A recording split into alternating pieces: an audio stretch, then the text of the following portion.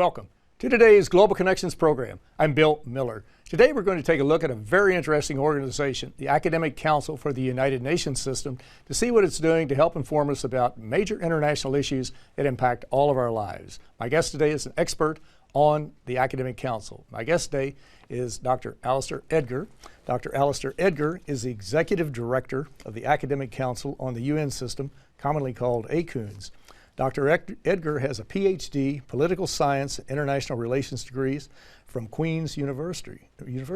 Alistair Edgar, welcome to today's Global Connections program. Thanks for having me on, Bill. I appreciate you being back. This is our third time at this. Yes, yeah. Lots of exciting things going on internationally. And of course, your organization, the Academic Council for the UN System, is kind of right in the center as far as monitoring these issues and getting information out. What is the ACUNS? When was it formed? Why was it formed? Well, it's 30 years old, formed in 1987, and it was created as a network for scholars and practitioners who want to look at policy issues around the United Nations. So not as academics just talking to other academics, but as academics and practitioners having a real policy dialogue and generating new and innovative ideas dealing with the United Nations and the issues that it faces. Mm-hmm. How do you have, are most of your members private foreign policy specialists, or are there universities that are members of ACUNS, or how's your membership broken up? We're a real mix. We have about 800 individual members, and they can be practitioners, they can be senior and junior practitioners or scholars, and then about 60 institutions, and those can be universities, departments, foundations. So that's about the total, and then about 45,000 currently 45,000 people who follow us on social media of various kinds. Mm-hmm. Okay, and our viewers can go to www.acuns.org to get more information about what you're involved in. You also hold an annual conference, a major annual conference. This year in June, you held one in Seoul, South Korea. What was the major thrust of that conference? Well, this was, in fact, it was our first annual meeting that we've held in that part of the world. So we're very excited to be able to do that. And I should say we did that with a great deal of support from the Korean Academic Council and the UN. The theme for that one was revitalizing the United Nations for human rights, peace and development. We wanted to have it that as we knew we would have a new Secretary General coming in and a whole new set of challenges. So a lot of it was about what kinds of issues the new Secretary General would be facing. Mm-hmm. Now, next year, you're going to be holding it in Rome in mid-July. Yep. What will be the thrust of that conference? That one will be, as you said, in mid-July at Luis University in Rome. And the central theme for that is human rights, migration, and global governance. Obviously, being in Italy, there's a great deal of interest from the universities, from the foreign ministry and others on problems of migration and human rights. Mm-hmm. There are so many international issues that are out there that we read about every day. We read about North Korea, we read about the U.S.-Cuban relationship, the Iranian nuclear deal, just on across the board. And these are so vitally important to all of us, all 7.6 billion people on the planet Earth. Let's talk a little bit about some of those and go through them and get your ideas on these, and we'll kind of flesh these out as we go along. The one, really a major agreement happened in 2015, the Iranian nuclear deal, where you had the permanent 5 members of the UN Security Council plus 1, Germany, plus some other groups that were involved. What exactly, why was that so important, and what is the status of that agreement today? Well, it's still in force. The large part of it from the west side, if you will, was to reduce or place limits on Iran's production of plutonium and uranium, weapons-grade plutonium and uranium, and to reduce the number of centrifuges that it had to be able to produce that. So there were limits placed on the number of centrifuges, there were limits on the quantity of both of those materials that they would produce, and the International Atomic Energy Agency, the IAEA, was to be given greater access to a few particular facilities, the Arak facility and some others, and the right to go in on short notice to any facility about which it might have information that there was something questionable. So a great deal more openness and accessibility for verification that Iran was abiding by the terms. Now, I've been reading reports that apparently this agreement has held very well. It has been relatively successful. The Iranians have not violated the agreement. Is that correct? Or are there some areas where they might be a little shady or gray? Or shady, I guess. But I mean, the concern right now is that there is some sense that this is a little bit like 2002-03, that the U.S. intelligence services are being pressured to find evidence that says Iran is non-compliant, is not compliant with the agreement, and they're pushing back against that because they don't want to be held to account in some senses the way that they were before. So you know, there's always room for maneuver around these things, but to the large degree, Iran has remained compliant. And is still giving access to the IAEA. They're still finding the things that they need to find out about. As of today, as of this taping, it appears that the U.S. is looking for an excuse to withdraw, is what is happening, because they apparently have complied with the spirit of it as well as the agreement.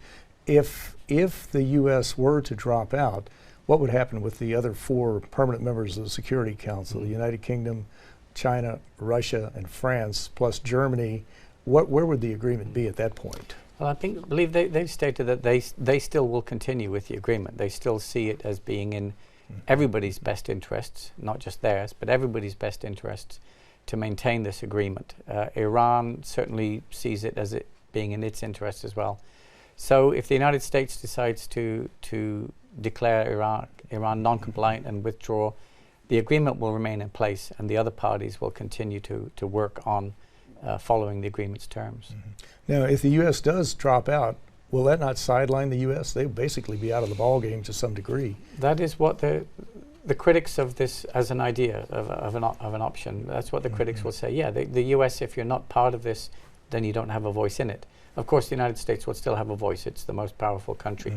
And it can still put pressure also on its allies to go with it. But again, yeah, the U.S. would be stepping back from at least one of the most important nuclear agreements that currently exists.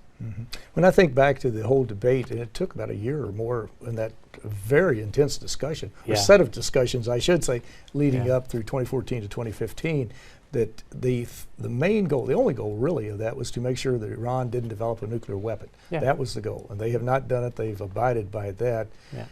What would happen if, say, this agreement fell apart? What type of scenario would we see in that part of the world?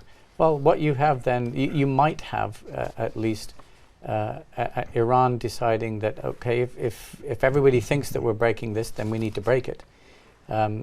The idea behind it was that it would take Iran a lot longer to produce the amount of fissile material that it would need to develop a real weapons program. So if this whole agreement falls apart, and then if Iran wants to ramp up its program to produce uranium and plutonium, then it could do that over the next 2 or 3 years.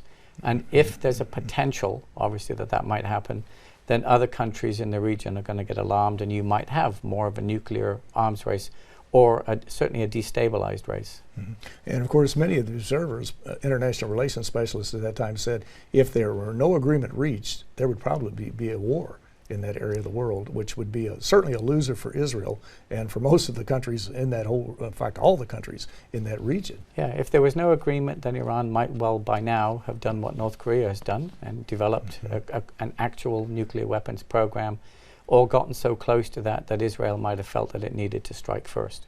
And you would have conflict there, Well, that was a good segue, Alistair, while we're talking about nuclear annihilation. We might as well move right into North Korea. The situation today will not be the situation tomorrow. How do you perceive that right now, the sort of the standoff between South Korea and North Korea, the United States, and the other partners, the group of 6, I believe it is, in that area? Yeah, well, obviously the North Koreans are determined that they're going to develop a program, and I think, at least in part, I mean, I'm not an expert on politics inside, but at least in part, I think their determination to build a nuclear weapons program comes from what they saw happening to Saddam Hussein, who didn't have one. So they see this as a guarantee against invasion, which would be for them maybe a practical reality. Where we're at now, they've just fired test missiles recently that have alarmed everybody in the region again, and we have this back and forth of vitriol between two leaderships threatening each other. At the same time, we have other, hopefully cooler heads on the ground who are saying, let's keep talking and let's keep developing relationships. I've traveled down here from Canada, and the North Koreans recently released a pastor who'd been arrested, a Canadian pastor who'd been arrested, as a gesture of goodwill. So there are still some signals that there is space to talk. Mm-hmm. Is it realistic to ever expect that the North Koreans would give up, that we know they have some nuclear weapons now, I've heard estimates between 10 to 40, they will never give up those weapons, will they? Nobody who's had a significant nuclear weapons program, the South Africans had the capacity, but nobody who's had a nuclear weapons program and nuclear weapons have given them up. So no, it's not really realistic that they would give them up because now it's a bargaining tool. We've heard some folks say, well, we could have a first strike against the North Koreans, take out their nuclear facilities, which a lot of skeptics say, no, you won't, because we don't know where they are, we're not quite sure.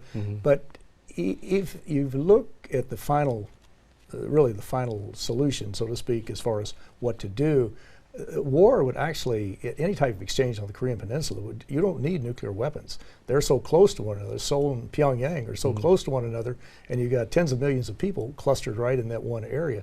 They would just be an annihilation of millions of people within a day or two. Yeah, and any form of a first strike there, if you were going to use nuclear weapons, would be deeply destructive. And as you said, the population is clustered very close together. Seoul is only an hour, 2 hours away from the North Korean border. So any kind of exchange of weaponry there would be devastating. And as you mentioned, they will have these weapons in various parts of the country, hidden and or mobile. So you have to think that cooler heads, sane heads, prevail in that kind of a situation. So the rule of thumb should be to continue dialogue, to continue negotiations, and to try to get together to work this out. Find out what it is that they want and need and what they're afraid of, and address it. Well, you're watching Global Connections Television, which is a privately funded, independently produced program. The opinions expressed on Global Connections are solely those of the moderator and his guest. We would invite our viewers to go to our website at www.globalconnectionstelevision.com to view previous programs. Also, if you're involved with any type of media outlet, be it a PBS or community access television station, or you're with an educational institution that has an intra-campus television hookup, or you just have a media website that you would like to use to share our programs, please feel free to do so. Global Connections Television is provided free of charge as a public service to help us better understand international issues and how they impact our lives. Today we're taking a look at a very interesting organization, the Academic Council for the United Nations System, and my guest today is Dr. Alistair Edgar, who is the Executive Director of this group called ACUNS. Alistair, we were talking about all the doom and gloom. We went from Iran over to North Korea. Let's get into the big one. A lot of the professionals, the scientists believe that these are all the problems we've been talking about are major, but really the big one is going to wreak so much havoc, and it is already, it appears, is climate change. How does ACUNS covering this? What is the UN doing? What can we expect as far as future discussions on climate change? Well, as everybody who might be watching this will know, the Paris Climate Agreement was signed, and that has been the best step that we've had forward towards all countries taking on responsibility for addressing issues around climate change. The floods that have been taking place around Houston, Texas, are gaining a lot of headlines, but at the same time there are massive floods now in India and Pakistan, over 1 million people displaced, and major climate disruption events are becoming larger, they're becoming more frequent, and more countries, more places in the world are experiencing them. So we are seeing significant issues that are having to be addressed. And the UN at least is talking with a lot of cities. Urban resilience, if you want to put it that way. Climate mitigation and climate adaptation are what the UN is trying to deal with leaders of cities and others. With governments of countries, you're trying to look at policies to reduce or stop the kind of harms that are going on in the environment. So you've got the big political issues, and then you've got the on-the-ground dealing with responding to the changes and the challenges that people are facing now. A lot of the observers believe that, well, the UN has been critical over the years, going back into the 70s, but really since the conference in Rio in 1992 and on up through today. And of course, Ban Ki-moon, when he was Secretary General, climate change was his #1 priority. What type of role can the UN play in helping to bring the partners of the world together, all members from private sector, CEOs, NGOs, whatever, to focus on this problem? Well, as you know, Bill, I mean, the UN is a member state organization. So first of all, it will always depend upon the political will of member states. They can make this or break this. The UN, however, can focus attention. It can act as a negotiating forum, as it did with the Paris Climate Agreement. It can try to bring countries together and bring them together along with civil society organizations and others. At least half the people who come to major summits are NGOs, lobby groups, NGO interest groups, experts who are trying to bring particular issues to the fore. So the UN really is a convening and a diplomatic forum to try to assist states. It's still up to the states themselves to decide that they take this seriously and want to move forward on it. You mentioned the Paris Climate Agreement adopted in December of 2015, and we're talking about the U.S. again. I hate to keep focusing on the U.S., but they're in the process of withdrawing from this. But all of the other countries, 193 other countries of the world, plus a large number of, as I mentioned, NGOs, urban areas, mayors, the governors of various provinces and states, they're moving forward on this. Yeah, the people who have to live with this on the ground know that this is a real challenge to them. So they know that they need to address it. And they also know that they'll be held accountable for failing to address it. So as you mentioned, with the United States deciding to pull out for now from the Accord, the other member states of the UN are continuing on with this. Because they recognize that this is a significant political issue and a real world issue for them. And in the meantime, as you mentioned as well, mayors of cities, governors of states and others across the United States who are facing these changes and these challenges and recognize that they have to deal with it, do have to have real concrete ways to address it. New York City, in that sense, Manhattan, is the term a small island developing state? Well, Manhattan is a small island developed state. And as we found here before, a flood affects this very quickly. It certainly does, yes. And this is something that impacts all people all around the world. And there are cities around the country, well, just in the United States, as we're sitting here, they're spending tens of millions of dollars trying to figure out how they're going to keep the Atlantic Ocean out of Miami, or how they're going to keep the Atlantic Ocean from coming up the East River or engulfing New York. Absolutely. They know the overwhelming scientific evidence is there. This debate should be over. It should have ended a couple of years ago, but we know it's happening, and the key is now, what are we going to do about it? Yeah, the problem isn't that it's not happening. The problem is how much is going to happen. So especially coastal areas are looking at real threats of being inundated. And you don't have to be under the water to be inundated. You know, the challenge of high tides, the challenge of storms doing more and more damage means that economic activity will be pushed back away from coastlines. Even if insurance companies decide we no longer are willing to insure populations living in these low-lying areas or business working in these areas, there are major changes ahead. There certainly are. They're coming. Well, your major focal point has been the United Nations, because the UN deals with basically every international issue. Every issue is being discussed. It doesn't matter what it is. Human rights, economic and social development, peace and security, on across the board. As an observer of several decades looking at the UN, do you have some recommendations on what the UN can do to improve itself, to become more effective, to become more efficient? Yeah, first of all, it always sounds like an excuse, but the UN can only be as effective and as efficient as its member states want it to be. It is a member state organization. Its funding comes from member states. Its political direction from the Security Council, the General Assembly, everywhere comes from member states and from committees that determine what it can do and how much money it will have to do it. So first of all, member states need to take it seriously, and quite often member states use the UN as something they can blame when they don't want to do something seriously. That said, the UN is an organization that can continue to improve. It has lots of issues, particularly management reform. There has been, there still is, a significant reform issue called Delivering as One, which tries to get all the different agencies and bodies of the UN focused and under a single system, so that they're not duplicating each other, they're not rivaling each other, and actually delivering more efficiently on the ground as the UN hopes to do.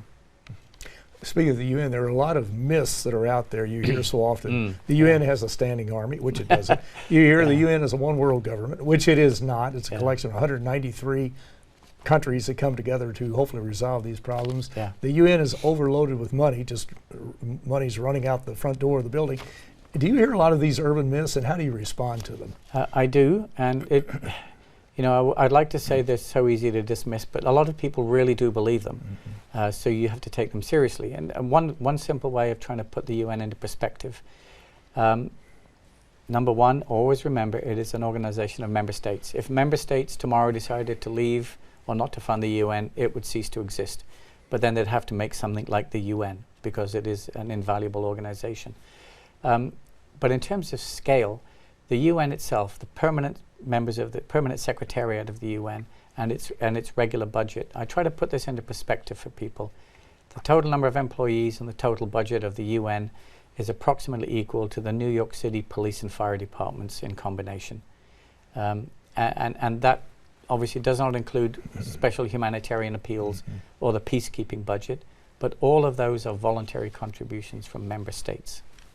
They certainly are, and that's what we need to keep in mind. In the last minute or so, how do you see how the media cover the UN? I know the Canadian media do a very good job from what I've seen, especially the Toronto papers, but how do you see it as you go around the world, or, well, just in general? Yeah, well, unfortunately, too often the media buys into a lot of the blame game stories. You know, if it bleeds, it leads. So things that go well are not stories, things that go badly are stories. So there aren't very many experts in media about the UN, so they don't really understand the difference between the political UN and the permanent UN. So when member states, as in Syria, cannot come to an agreement, they blame the United Nations for it.